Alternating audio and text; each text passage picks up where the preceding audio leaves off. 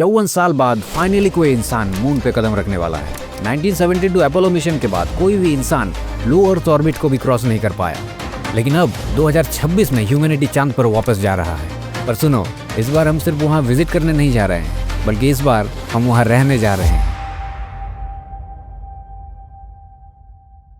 जी हाँ दोस्तों, हम बात कर रहे हैं नासा की आर्टेमिस 2 मिशन की।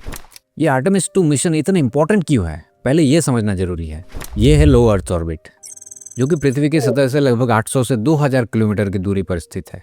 1972 के अपोलो 17 मिशन के बाद कोई भी इंसान ये लो अर्थ ऑर्बिट से बाहर गया ही नहीं, चाहे वो इंटरनेशनल स्पेस स्टेशन हो या फिर चाइना का अपना स्पेस स्टेशन। 1972 से लेकर 2025 तक जितने भी ह्यूमन स्पेस में गए, सब के सब ये लो अर्थ ऑर्बिट के अंदर ही रहे।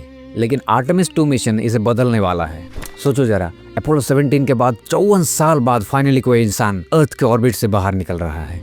लेकिन दिमाग में एक सवाल आता है, अगर हम 1972 में मून पे जा सकते थे तो हम 54 साल तक रुके क्यों रहे, और अब अचानक वापस क्यों जा रहे हैं? Why now? दोस्तों, इसमें इंडिया का भी बहुत बड़ा रोल है, ये मैं बाद में बताता हूँ। लेकिन इसे समझने के लिए पहले हमें थोड़ा हिस्टोरिकल कॉन्टेक्स्ट समझना पड़ेगा। बात है 1969 की, जब नील आर्मस्ट्रांग ने वो लेजेंडरी लाइन बोली थी,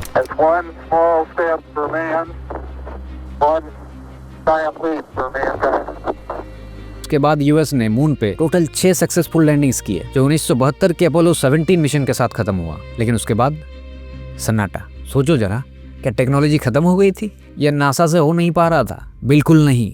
असली प्रॉब्लम टेक्नोलॉजी थी ही नहीं, असली प्रॉब्लम थी पॉलिटिक्स। यूएसए और सोवियत यूनियन का कोल्ड वॉर खत्म हो रहा था और मून रेस यूएसए जीत चुका था।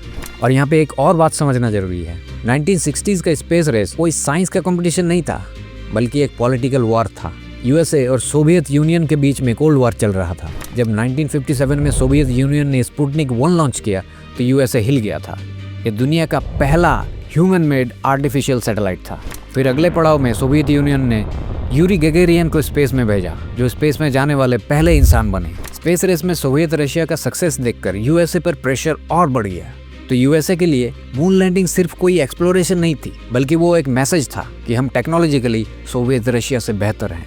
इसीलिए उस टाइम नासा का बजट यूएसए का जीडीपी का ऑलमोस्ट 4% तक पहुंच गया था, जो उस टाइम के $5000 मिलियन से भी ज़्यादा थे। यूएस गवर्नमेंट ने पानी की तरह पैसा बहाया सिर्फ सोवियत्स को हराने के लिए। पहला आर्टिफिशियल सैटेलाइट हो या फिर पहला ह्यूमन इन स्पेस, इसमें यूएस जीता नहीं था, पर मून पे पहला इंसान लैंड करवाने में यूएस जरूर कामयाब रहा। जब 1969 में अपोलो 11 से नील आर्मस्ट्रांग मून पर पहुंच गए तो ये रेस खत्म हो गई। 1972 तक अपोलो 17 मिशन भी कंप्लीट हुआ और फिर कोल्ड वॉर का टेंशन भी कम होने लगा। 1991 में सोवियत यूनियन टूट गया और कंपटीशन खत्म हो गया। मून पे जाने का जुनून साइंस से कम और पॉलिटिक्स से ज़्यादा प्रभावित होता था। इसीलिए जब पॉलिटिकल आइडियोलॉजी बदली तो मून मिशन भी साइलेंस में चला गया। इसके बाद नासा का बजट काट दिया गया और यूएस ने मून को बस एक डेड रॉक समझ के छोड़ दिया। लेकिन वो गलत थे, बहुत गलत। क्योंकि जब यूएस मून को इग्नोर कर रहा था, दुनिया के नए प्लेयर्स स्पेस में चुपचाप एंट्री ले रहे थे। और यही एंट्री होती है इंडिया की। जैसा कि मैं कह रहा था कि मून एक्सप्लोरेशन को रिवाइव करने में इंडिया का भी बहुत बड़ा रोल है। तो 2008 में इसरो ने चंद्रयान 1 लॉन्च किया। ये मिशन बहुत छोटा था और इसका बजट कोई हॉलीवुड मूवी से भी कम था, लेकिन इसका इम्पैक्ट बहुत बड़ा था।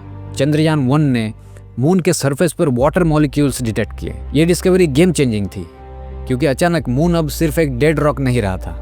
फिर 2019 में चंद्रयान 2 ने मून के साउथ पोल को टारगेट किया। लैंडिंग सक्सेसफुल नहीं हुई, लेकिन ऑर्बिटर आज भी काम कर रहा है। और फिर 2023 में चंद्रयान 3 ने हिस्ट्री बना दी। इंडिया वो पहला देश बन गया जिसने मून के साउथ पोल के पास सक्सेसफुली सॉफ्ट लैंडिंग की। सोचो जरा, जिस जगह में आर्टेमिस का फ्यूचर बेस बनेगा, वहाँ सबसे पहले टचडाउन इंडिया ने किया। ये सिर्फ नेशनल प्राइड की बात नहीं है, ये सबूत है कि लूनर एक्सप्लोरेशन अब सिर्फ 1957 वाली पुरानी रेस नहीं रही। ये 21st सेंचुरी की नई स्पेस इकोनॉमी की शुरुआत है। और डिफरेंस देखो माइंडसेट का। 1960s में मून पे जाना था सिर्फ झंडा लगाने और फुटप्रिंट्स छोड़ने के लिए, और आज मून पर जाना है वहाँ इंफ्रास्ट्रक्चर बनाने के लिए। तब कोल्ड वॉर ने रेस शुरू करवाई थी और आज कोलैबोरेशन और कंपटीशन साथ साथ चल रहे हैं। यूएसए, यूरोप, जापान, कनाडा और पैरेलल में इंडिया और चाइना अपने लूनर प्रोग्राम्स बिल्ड कर रहे हैं। ये एक नई तरह का साइलेंट स्पेस रेस है। लेकिन इस बार गोल सिर्फ जीतना नहीं है, गोल है सर्वाइव करना, एक्सपेंड करना और इवेंचुअली मार्स तक पहुंचना। और बस यहीं से आर्टेमिस प्रोग्राम की असली कहानी शुरू होती है। तो नासा ने डिसाइड किया कि अपोलो मिशन सिर्फ एक विजिट थी, लेकिन आर्टेमिस प्रोग्राम मून पे एक परमानेंट प्रेजेंस बनाएगी। 2022 में आर्टेमिस 1 के साथ ये प्रोग्राम शुरू हो चुका था।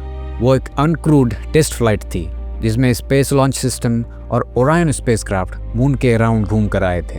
अब अगला स्टेप है आर्टेमिस 2, जो मार्च 2026 में लॉन्च हो रहा है। ये बहुत बड़ा मोमेंट होगा क्योंकि ये ओरायन की पहली क्रूड फ्लाइट होगी।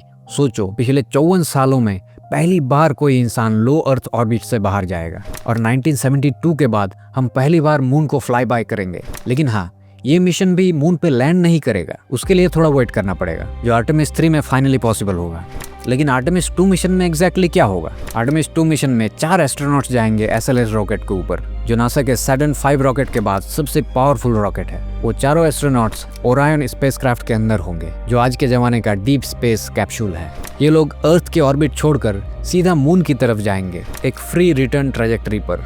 इसका फायदा ये है कि अगर कुछ भी गड़बड़ हुआ तो ग्रेविटी उन्हें अपने आप अर्थ पे वापस लेके आएगी। ये काफी स्मार्ट और कैलकुलेटेड मूव है। लेकिन हाँ, रिस्क जीरो नहीं है। वहाँ डीप स्पेस रेडिएशन है और डिस्टेंस इतना ज़्यादा है कि कोई इंस्टेंट रेस्क्यू पॉसिबल नहीं है। ये इंटरनेशनल स्पेस स्टेशन जैसा नहीं है। इवन अगर इंटरनेशनल स्पेस स्टेशन में भी कोई गड़बड़ी होती है तो वहाँ से भी इंसान को रेस्क्यू करने में महीनों लग जाते हैं, जैसे सुनीता विलियम्स के केस में हुआ। तो ये तो असली डीप स्पेस है। आर्टेमिस 2 एक 10 डे डीप स्पेस मिशन होगा। ये 6 मार्च को लॉन्च हो रहा है। फिर अर्थ का 2 चक्कर लगा के ये सीधा मून की ओर बढ़ेगा। फिर फाइनली डे 10 में अर्थ के एटमॉस्फेयर में री एंट्री होगी। अपोलो सिर्फ एक रेस थी, लेकिन आर्टेमिस एक पूरी स्ट्रेटेजी है। अपोलो मिशंस ने हमेशा चांद की इक्वेटर के पास ही लैंडिंग की है, लेकिन आर्टेमिस का टारगेट मून का साउथ पोल है, क्योंकि वहाँ पानी है और इसीलिए फ्यूचर मून बेस भी वहीं बनेगा।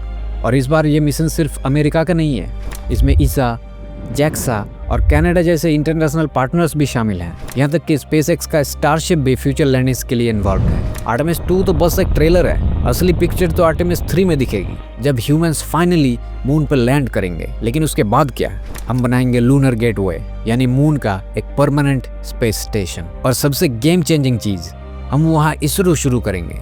इसरो यानी in situ resource utilisation. Simple language में हम मून के रिसोर्सेज यूज करके वही फ्यूल बनाएंगे। इससे अर्थ से फ्यूल ढोने का झंझट खत्म हो जाएगा। ये उस रॉकेट इक्वेशन का कर्स को भी तोड़ देगा जो हमें 50 साल से रोके हुए था। और जिस दिन मून पे रिफ्यूलिंग शुरू हो गई, मार्स अचानक हमारी रीच में आ जाएगा। इमेजिन करो, 1972 में एस्ट्रोनॉट्स ने जो फुटप्रिंट्स चांद पे छोड़े थे, वो आज भी वैसे के वैसे ही हैं, अनटच्ड। क्योंकि मून पर ना हवा है ना बारिश जो उन्हें मिटा सके।